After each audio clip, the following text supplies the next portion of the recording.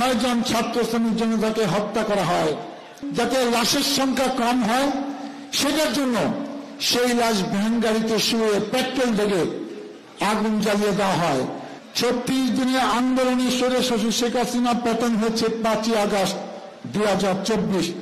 কিন্তু এই সাভারে, এই আশুলিয়ায় এমন একটি নারকীয় ঘটনা অবতারণা হয়েছে যা দেখে সারা জাতি স্তম্ভিত হয়েছে, লজ্জায় মাথা হেঁট হয়েছে প্রতি বিবেকবান মানুষের। 2024-এর 5ই আগস্ট ছাত্র শ্রমিক জনতা আন্দোলনের চূড়ান্ত পর্যায়ে ঢাকা জেলা অতিরিক্ত পুলিশ সুপার আব্দুল্লাহ আল কাফির নির্দেশে 6 জন ছাত্র শ্রমিক জনতাকে হত্যা করা হয়।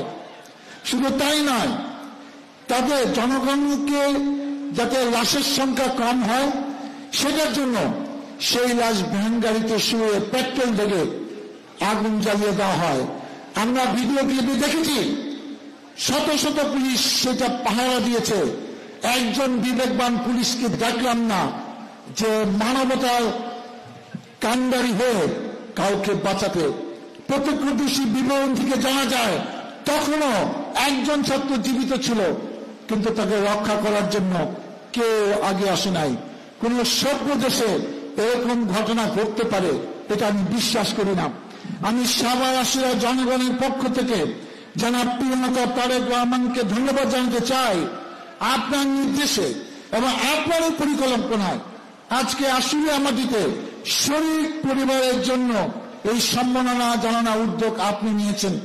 আজকে আমরা আশুলিয়াবাসী সভাবাসী ধন্য এরকম একটি সুন্দর ভিন্নধর্মী, যেখানে কোনো স্লোগান হচ্ছে না, কোনো বিলবল পোস্টার, দলীয় কোনো কারণ নেতার কোনো ছবি নাই। আপনি নিজেও বলেছেন যে আপনার কোনো ছবি ওই চত্বরে থাকবে না।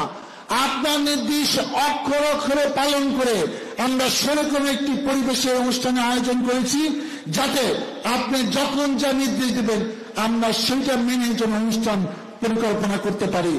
আজকে আমি যে কথা বলতে চাই, সাভার আশুলিয়া জনগণের পক্ষ থেকে আপনার কাছে বিনীত নিবেদন, যারা এরকম একটি নারকীয় ঘটনা যে মাটিতে হয়েছে, সে আশুলিয়া মাটিতে যদি আপনার নেতৃত্বে জনগণের ভোটে বিএনপি দেশ পরিচালনার দায়িত্ব পায়, এই আশুলিয়া মাটিতে তাদের শহীদদের স্মৃতির উদ্দেশ্যে একটি স্মৃতিস্তম্ভ নির্মাণের দাবি আমি জানাচ্ছি। প্রিয় নেতা, আজকের অনুষ্ঠানে আপনাকে প্রধান অতিথি হিসাবে পেয়ে সাভার আশুলিয়া বিএনপি নেতাকর্মী পরিবার খুব উৎফুল্ল।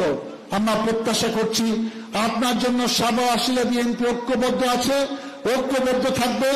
যে কোনো কিছু মোকাবেলা করার জন্য সাভার আশুলিয়া বিএনপি প্রস্তুত আছে। পরিশেষে আজকে যে কমিটির সুশৃঙ্খল অনুষ্ঠানে বিএনপি সকল পর্যায়ের নেতৃবৃন্দ যে সহযোগিতা করেছেন, আমি এলাকার সাবেক নেতা হিসেবে সবাইকে ধন্যবাদ এবং কৃতজ্ঞতা জানাচ্ছি। এবং বিশেষ করে শহীদ পরিবার আমাদের ডাকে এখানে এসে যেরকম আবেগজনক বক্তব্য রেখেছেন, তাদের মনের কষ্ট, মনের জ্বালা এখানে নিবেদন করেছেন, আমরা আশুলিয়াবাসী সবাই ধন্যবাদ কৃতজ্ঞতা জানাচ্ছি এবং তাদের প্রতি আমার বিনম্র শ্রদ্ধা। আগামীতে বিএনপি আমরা সবাই ঐক্যবদ্ধভাবে এই শহীদ পরিবারের পাশে থাকবো এই প্রত্যাশা ব্যক্ত করে শেষ করছি। আল্লাহ হাফেজ। বাংলাদেশ জিন্দাবাদ।